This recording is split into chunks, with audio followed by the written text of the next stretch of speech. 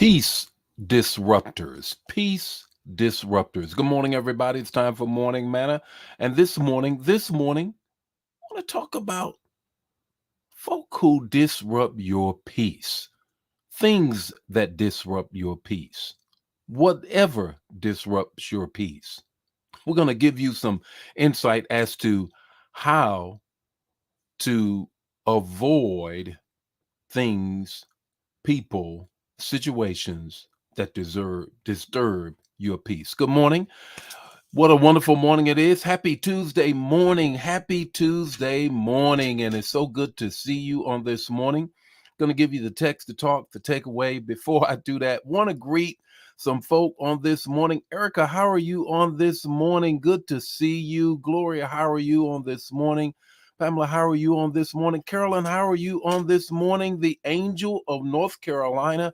How are you, Angela, on this morning? What a wonderful morning it is. Man, got a word for you on this morning. Homegirl, Ella, how are you on this morning? Tally, how are you? Grand Rising.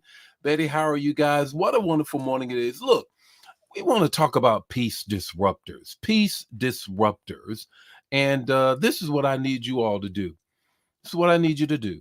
I need you to put the comments in the chat area so others can get it. But more than that, I need you to step it up with respect to sharing it. Share it right now. Let's grab some more people into our morning manna fam so that we can just make their day as good as our day when we get together like this. Good morning, Dawn. How are you on this morning? Laverne, how are you? Linda, how are you on this morning? Valerie, how are you on this morning? Anna, how are you on this morning? Erica, you talking about you freezing? It ain't cold. It's nice weather today. Don't know. Let me see what the temperature is. Let me look at my phone and see what the temperature is. It's 39 degrees. Good God. You live in the Midwest. You know that ain't cold. You almost get a suntan. 39 degrees in the Midwest. Good morning, Brenda. How are you on this morning? Look, this morning, let's talk about peace disruptors. Peace disruptors. Going to give you the text to talk, the takeaway. The text to talk, the takeaway. 5 minutes or less. Let's jump right into it on this morning. The text is this: Philippians 4:6b. Philippians 4:6, the B portion of that text. Peace that surpasses all understanding will guard your hearts and minds in Christ Jesus. Context of the text is this: Paul is in a jail, the Roman jail. He is chained to the Praetorian Guard, that is the elite guard of Pharaoh, not Pharaoh, Caesar, I'm sorry. Let's get my testaments right. We're in the New Testament, not the Old. And he's chained to them. He writes a thank you letter to the church at Philippi. This is his first church. He writes his thank you letter to them. They're having a tumultuous times of some ups and downs. And Euodiah and Ceticius have disturbed the peace of the church. They're also leaders in the church who are going out doing their own thing. Paul said in the first chapter, hey, if the gospel is being preached, that's what's most important. Well, here we go. He said, the peace of this church and the peace of those who are in this church have been disrupted. How do we overcome that? What does he say to them? You're going to get peace that surpasses all understanding, that will guard your heart, what's on your and minds, but it has to be in Christ Jesus. Three things. Folk that cause you to worry are peace disruptors.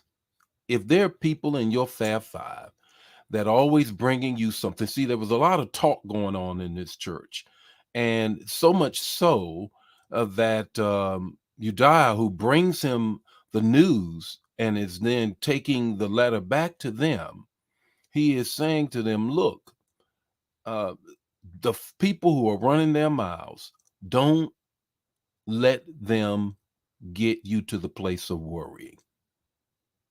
The second peace disruptors are Those who are saying this is not going to work. Paul is in prison. He's never going to get out.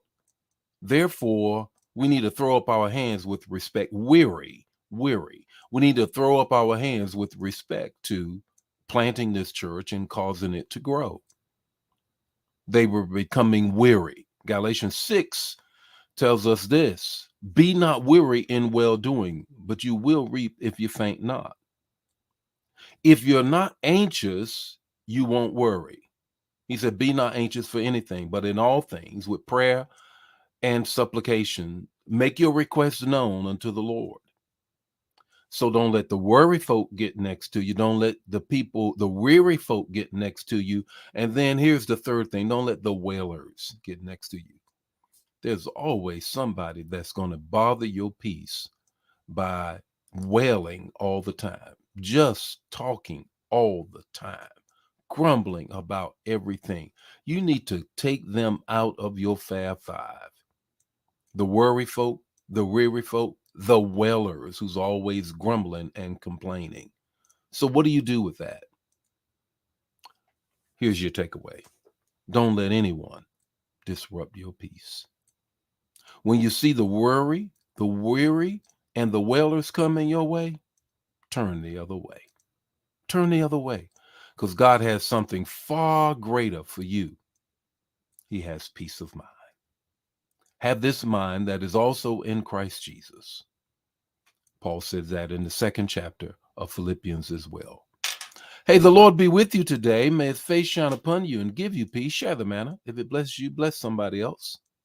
And don't let the wailers, the weary workers, and the warriors disrupt your peace today. God bless you. I'll see you tomorrow morning with more Morning Manna. Bye now.